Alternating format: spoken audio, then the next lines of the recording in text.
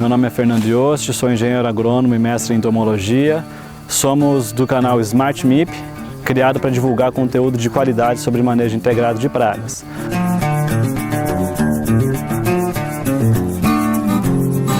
Hoje estamos visitando uma plantação de cana-de-açúcar para apresentar para vocês uma das principais pragas dessa cultura, que é o bicudo da cana-de-açúcar, Sphaerophilus levis. Ele também é conhecido como gorgulho da cana-de-açúcar, mas é mais comumente tratado por bicudo. Isso em função da sua morfologia, da sua característica de ter um bico, comumente falando, que é um rosto mais avantajado, bem típico da sua família de besouros curculionídeos, que é uma família de besouros de importância agrícola, que a gente vai encontrar bastante pragas pertencentes a essa família. O bicudo é uma praga introduzida no Brasil, foi primeiramente identificado ou observado aqui no interior de São Paulo, no município de Santa Bárbara do Oeste, na década de 70, por volta de 1977. Dali ele se disseminou pelo interior do estado de São Paulo, atingindo até outros estados produtores. Hoje ele é bem frequente em toda essa região sudeste e centro-oeste, a principal região produtora de cana-de-açúcar no Brasil. Não tem relatos dele na região nordeste, é uma praga mais concentrada aqui nessa região sudeste e centro-oeste. E nós vamos apresentar agora os aspectos biológicos dessa praga. É um besouro curculionídeo que vai fazer a postura dos seus ovos aqui na região do colo da planta. São ovos esbranquiçados que têm um período embrionário aí de mais ou menos 7 a 12 dias. Desses ovos vão eclodir as larvas, que também vão habitar essa região, que é a região mais nobre da cana-de-açúcar, com maior concentração de açúcar. E aqui que está o principal problema causado por essa praga. As larvas, ao adentrarem no como, elas vão criar galerias, e nós vamos apresentar mais para frente qual é esse sintoma e esses danos e o tamanho do prejuízo para a produtividade. Esse período de larva vai durar aproximadamente aí de 30 a 60 dias. Antes de se tornarem adultos, essas larvas vão entrar na fase de pupa, que tem uma duração de mais ou menos 7 a 15 dias, de onde vão emergir os adultos, que podem viver até mais de 200 dias. A característica desses adultos são besouros escuros, tanto na fase dorsal quanto ventral, um marrom escuro, meio preto.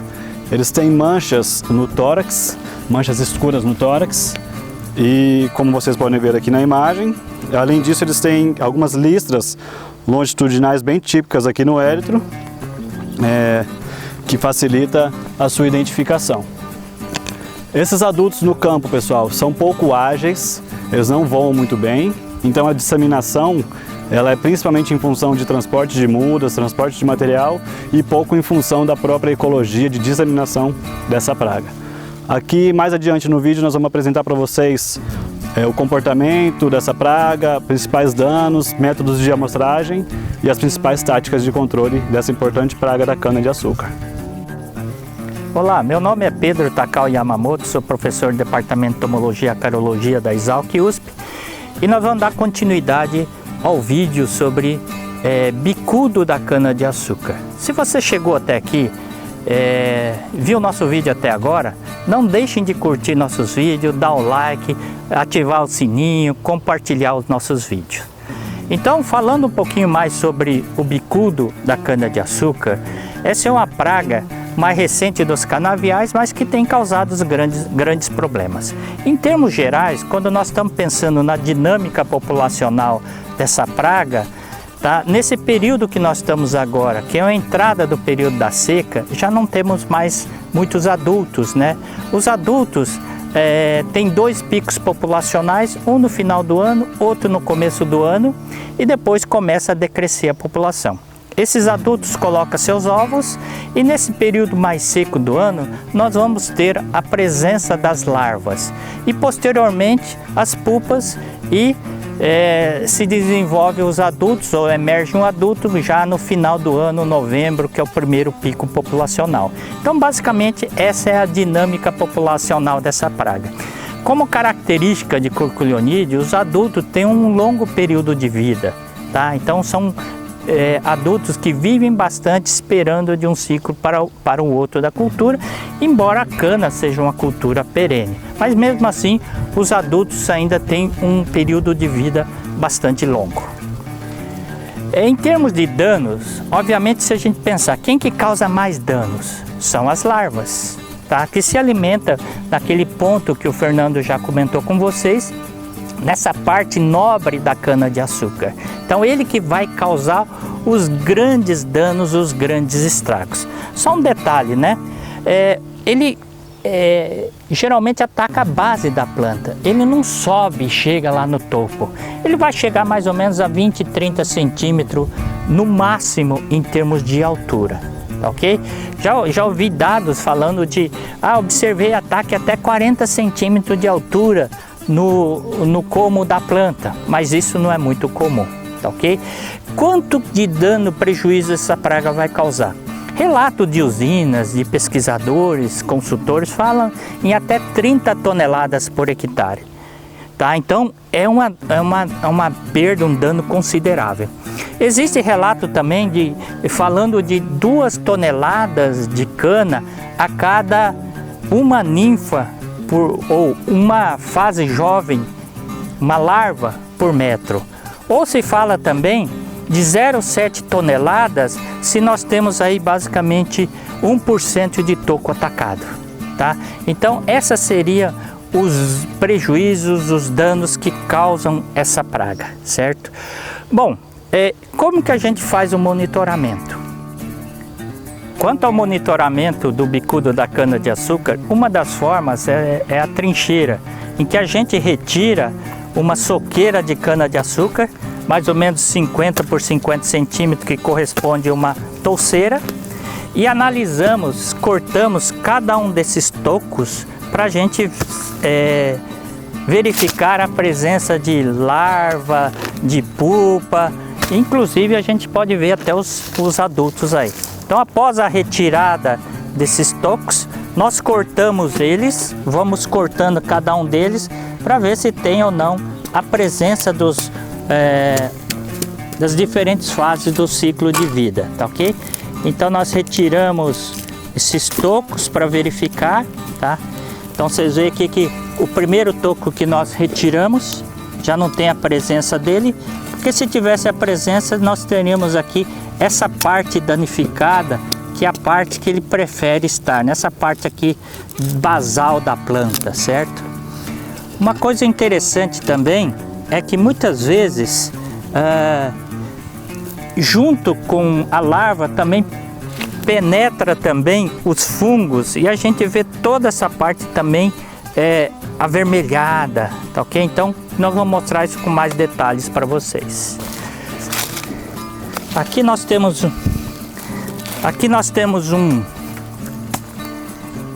um como danificado, aqui a introdução desses fungos, aqui nós temos um como danificado, aqui foi pela broca.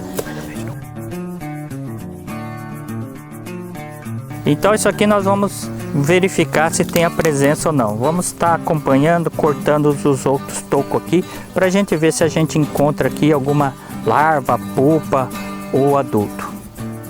Examinando essa soqueira, observamos aqui o dano ocasionado no como, na base do como, tá ok? Embora a gente ainda não tenha observado as larvas, nós podemos ver a presença também do adulto. Aqui nós temos nesse toco aqui, ó, já um adulto provavelmente emergido das larvas aqui. Nós temos um adulto aqui, ó, nesse toco aqui. Os métodos de a gente monitorar é avaliar o toco, né? Olha aqui, nós temos uma larva aqui no toco. Olha como que é a larva dos fenóforos, uma larva relativamente grande, branca. E nessa outro toco aqui, ó, nós temos a pupa, tá? E posteriormente vai se transformar em adulto. Então nessa fase a gente vê muita larva. Se vocês observarem esse cantinho aqui, ó, nós temos uma outra larva.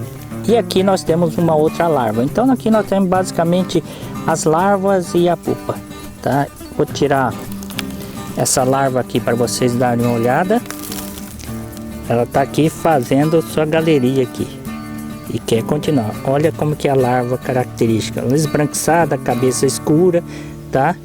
Então ela é uma típica larva de curculionídeo, ok? Nesse ponto aqui nós temos também uma outra larvinha, ó, ainda está em movimento, está em atividade, fazendo sua galeria. E aqui nós vemos os micro-organismos que entram juntos, fungos, verticillium, fusarium, que formam esse avermelhado. Além das trincheiras, para fazer o monitoramento principalmente de larva, pupa e também eventualmente adulto, a gente pode usar as iscas, que é confeccionado com o próprio como da cana. Então a gente corta uma cana, depois corta isso aqui no meio, um segmento mais ou menos 30 centímetros, corta isso aí e a gente vai usar esse próprio como para monitoramento, o como isca. Então a gente vem e coloca na base da planta, tá? Deixa ele virado para baixo, tá? Com a fermentação vai começar a atrair ele, a gente fecha, demarca o local que nós colocamos, para depois a gente obviamente saber voltar ao local, certo? Quanto ao nível de controle, no método de isca tem um nível de controle? Não existe um nível de controle, mas a gente sabe da movimentação dos adultos se está presente o adulto na isca, tá? Uma coisa importante, como nós dissemos para vocês, o adulto está presente mais entre o final do ano, começo do ano. A partir de abril ele já começa a declinar a população. Então seria uma amostragem mais pontual num período mais de primavera, verão, certo? Então não existe um nível de controle. Uma coisa que nós não salientamos, não falamos para vocês, quanto dessa isca a gente coloca num talhão? Mais ou menos 100 iscas dessas por talhão, tá ok? Não mais que isso, que é muito trabalhoso, não menos, que é menos eficiente, tá ok? Então, repetindo aí, falando agora sobre nível de controle. Então, para isca não tem nível de controle, tá? Para as trincheiras, geralmente se usa entre 2,5, algumas indicações são de 15% de tocos atacados, que seria cada um daqueles pedacinhos do como atacado, tá? Mas geralmente o pessoal tem usado mais ou menos 2,5% a 5%, embora algumas literaturas falam até 15%, tá ok? Então a gente vai fazer o controle quando atingir pelo menos 2,5% dos tocos atacados no método de trincheira, certo? Bom, agora com relação ao método de controle, o que a gente vai fazer? Nós temos diversos métodos culturais que podem ser empregados e devem ser empregados. Entre os métodos culturais, um muito eficaz é a destruição de soqueira, que obviamente só vai valer quando a gente for reformar o canavial. Então, na reforma do canavial, entramos com uma trincha ou qualquer outro implemento para a gente destruir toda a soqueira. Então a gente corta, passa a colhedora colhendo e vem depois o equipamento destruindo toda a soqueira. Então a gente vai destruir todos os restos vegetativos da planta pós-colheita. Ok? Então esse é um método bastante eficaz. O que nós devemos fazer também? Eliminar todos os remanescentes da cultura. Começou a brotar, larguei começou a brotar, tem que destruir isso aí. E outra coisa que a gente deve fazer em termos de métodos culturais seria a eliminação de plantas invasoras. Mas planta invasora é hospedeiro do bicudo? Não, mas pode auxiliar ele num período curto de tempo, até ter a cultura, ajudar a sobreviver, ajudar na sobrevivência desses adultos aí, para a espera de uma cultura definitiva que é a cana-de-açúcar. Ok? Então esses métodos culturais são bastante eficazes. Nós também podemos fazer o controle quimicamente, tá? Mas vamos voltar um pouquinho. Antes do químico, vamos tratar do biológico. Existem ferramentas biológicas para isso? Sim, nós temos aí um fungo, nesse caso como inseto de corpo duro, seria melhor Beauveria baciana, tá? É bastante usado Beauveria baciana para controle de esfenóforos leves. Outro agente de controle biológico são os nematóides entomopatogênicos. Sternenema é um gênero bastante utilizado. Nós temos inclusive no Brasil um Sternenema registrado, que é o Puerto ricense, mas ele não tem no mercado, tá? Os nematóides, eles são altamente eficientes para pragas de solo.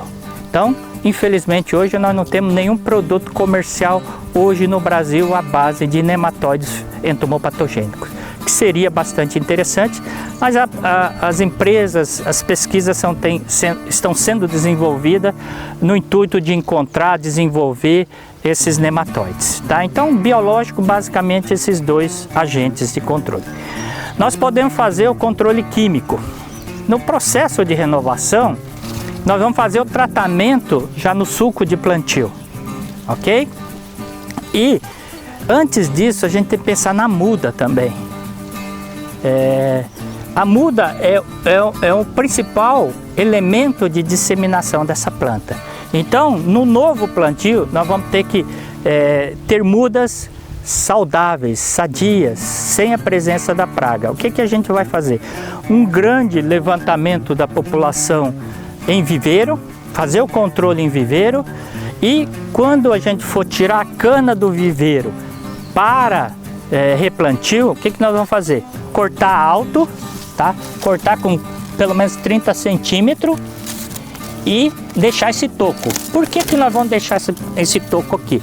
Porque é nesse toco aqui que tem a maior chance da praga estar presente, tá? Então nós vamos cortar alto para ter certeza que a gente não vai levar a praga.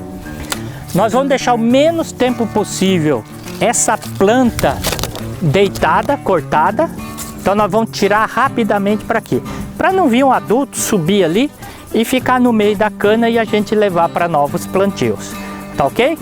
Então isso é importantíssimo, mudas livre da praga. Então nós vamos plantar, nós vamos fazer já o tratamento no suco de plantio, tá? E para a gente assegurar que a gente está eliminando todos os possíveis insetos que estão na muda ou que estão ali perto, eles vão acabar morrendo, sendo eliminados, certo? Então, um método bastante eficaz. Quando nós estamos fazendo ainda o processo de desenvolvimento da cultura, colheita, mantendo a cana para a próxima safra, nós podemos fazer o tratamento no suco de plantio aí, num tratamento de soqueira, tá? Então nós podemos usar essas máquinas específicas que nós vamos aplicar na linha de plantio, cortando a soqueira, e nós vamos aplicando o inseticida no solo. Então por aí vê que tem que ser inseticidas que tem essa sistemicidade ou capacidade de estar no solo, tá ok? E então, como eu disse, utilizamos maquinários específicos e nós temos uma série de produtos que são recomendados nessa modalidade de aplicação, muitos deles mistura de inseticida. Então consulte o Ministério da Agricultura ou Agrofit para saber quais são os inseticidas registrados, e também consulte um agrônomo para uma recomendação eficaz de qual molécula, qual produto comercial utilizar, tá ok? Então, em termos de controle químico, é basicamente isso que nós fazemos. Um tratamento no suco de plantio ou tratamento em corte de soqueira, tá ok? Então, além de corte de soqueira aplicar direto no solo, tem um sistema chamado 70-30, em que a gente injeta 70% no solo, 30% vem um outro bico que a gente vai pulverizando sobre a linha de plantio. Então é outro método também de controle químico, certo? Então é uma praga que tem ganhado bastante importância na maioria das regiões produtoras. Aqui no estado de São Paulo já está migrando para a região oeste do estado. É uma praga importantíssima e medidas de controle devem ser feitas para não deixar que ela dissemine por todos os canaviais do Brasil, certo? Aí, apesar que hoje está presente em muitos pomares aí, alguns da região sul, principalmente na região sudeste e também na região centro-oeste, ok? Em vez de ouvirem pomares, ou são plantações de cana-de-açúcar, tá ok? Então essa seria nosso vídeo relacionado a essa praga, tá ok? Gostaria só de salientar que é uma praga importante, é um curculionídeo, é uma praga que o adulto vive bastante, mas é a larva que causa os grandes problemas, tá ok? E o controle deve ser direcionado tanto para a larva como o adulto. Então esse é o nosso vídeo aí relacionado aos fenóforos leves. Então se vocês chegaram até esse ponto do vídeo, não deixem de curtir nosso vídeo, se inscrevam no nosso canal, compartilhem esses vídeos com seus colegas, tá? E também ative o sininho aí para receber os avisos dos nossos próximos vídeos. Nós vamos tá abordando outras pragas de cana-de-açúcar nos próximos vídeos, então vocês já estão convidados a assistir esses próximos vídeos. Após a colocação de um dos métodos de amostragem do bicudo da cana-de-açúcar, nós voltamos depois de uma semana para a gente ver o que a gente pegou. Então, se a gente observar aqui nessas iscas que colocamos durante a apresentação, vimos que já foi possível a coleta de 2 adultos. Olha aqui, vejam como é a característica do adulto do bicudo da cana-de-açúcar fenóforos leves, tá? E ele tem esse comportamento aqui de fingir-se de morto, tá? Ele é esperto, né? Você pega ele, ele finge de morto, você fala, e morreu, joga fora, ele depois sai andando. Esse comportamento se chama tanatose. Eles não estão mortos, eles estão fingindo de mortos.